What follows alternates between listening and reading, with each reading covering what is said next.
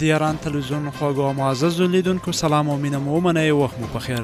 هیله ده چې تاسو ټول به راته ښه وئ. جوړ وئ ملګرو، په همدغه ویډیو کې یو زبردست او ښه زیری در باندې کوم چې واقعا افغانان په هر میدان کې کولی شي خپل ځان ثابت کړي، هغه که په وجود روغ، هغه که په وجود معیوب یا معلول وي.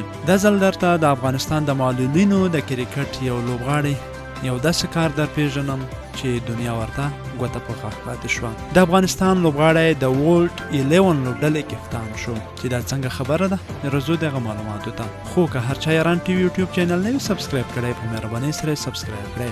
د افغانستان د معلولینو د کرکټ لوبډلې غړی محمد الله احمدزی د ورلډ 11 لوبډلې کپتان وټاکل شو. ورلډ 11 د څلورو هیوادونو له لوبغاړو جوړه شوې لوبډله ده چې د انګلستان الف ټیم سره به یو دوستانه سیالي کوي. محمد الله احمدزی د معلولینو په شلاوریز نړیوال جام کې د افغانستان له لوري غوره لوبه کړې او په همدې ویاړ ورته کپتاني سپارل شوې ده. د ورلډ 11 په نوم د څلورو هیوادونو لوبغاړو په ټیم کې پاکستان، هند، بنگلادیش او افغانستان درې لوبغاړي شامل دي.